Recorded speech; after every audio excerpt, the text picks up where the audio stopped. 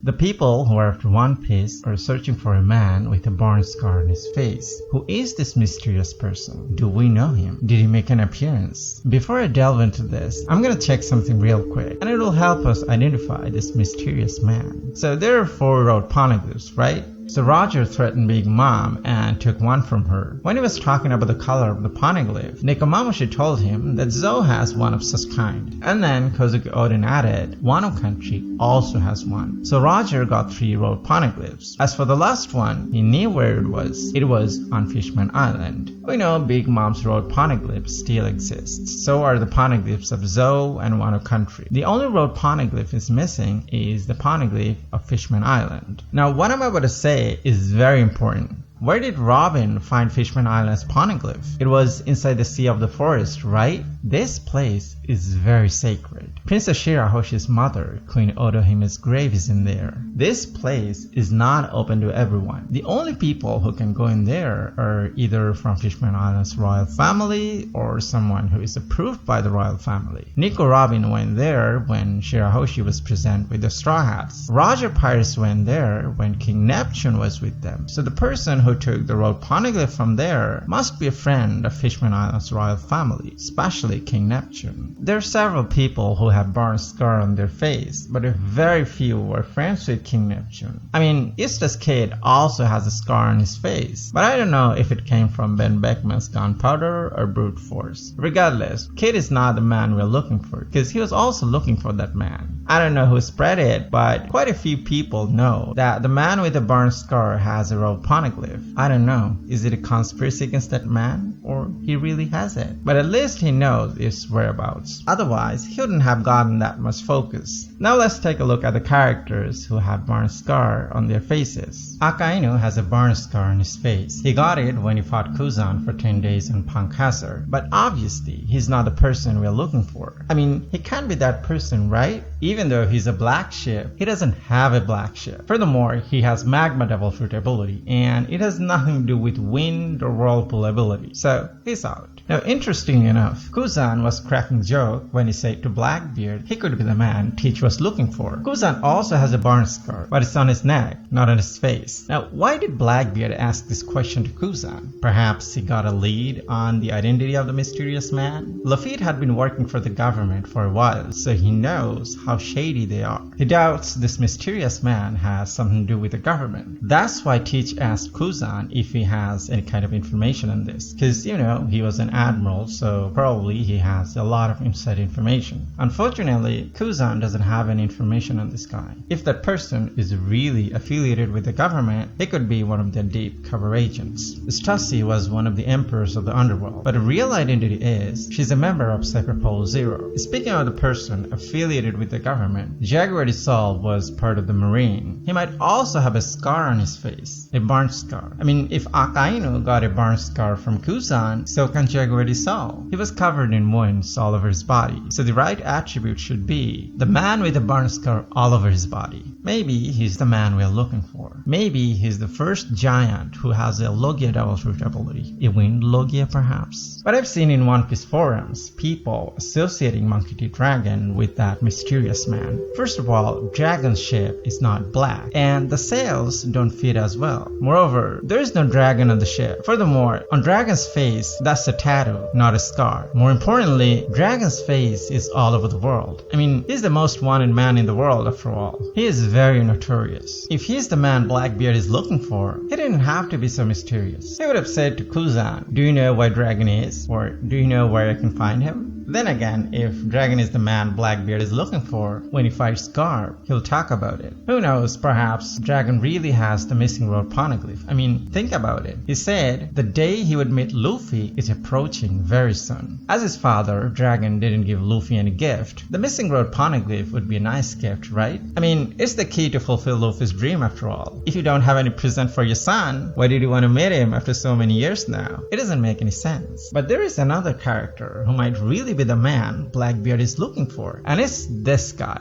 Skipper Gaba. He was the most important people after Roger and Rayleigh. Roger pirates are friends with King Neptune. So if Gaba were to take Fishman Islands road poneglyph, King Neptune wouldn't mind that. He wouldn't oppose it. Luffy met Crocus at the beginning of Grand Line. He met Rayleigh at the midpoint of Grand Line. So he'll meet Gaba near the end of Grand Line, probably Elbaf. And finally, he will meet Roger at the very end of Grand Line, and that is Laftel. Much like Gaba, this person has shades and also has a habit of smoking. The marking on his head is tattoo. Probably on the other side of his face has a mark that resembles a scar caused by burning. Currently, this person is living in the East Blue, and he's staying with the nomadic people. He's living in a mountainous land. Is he hiding from people? When he was talking about Whitebeard, he was talking as if he knew him personally. And from his monologue, it was clear that he could guess the outcome of the Marineford War. He was not the only one. Whitebeard himself knew he will die in this war, but he still didn't shy away from the fight. You know, when it's about your honor and dignity, a true man will never cower. He'll muster up his courage and fight like a real man. And that's what he did. Sometimes you don't have any alternative. In the past, Shanks went to East Blue and stayed there for a year. He made several trips here and there. What was he trying to find? Portuguese the Ace? I don't think so. Was he looking for Skipper Gaba and the missing road poneglyph?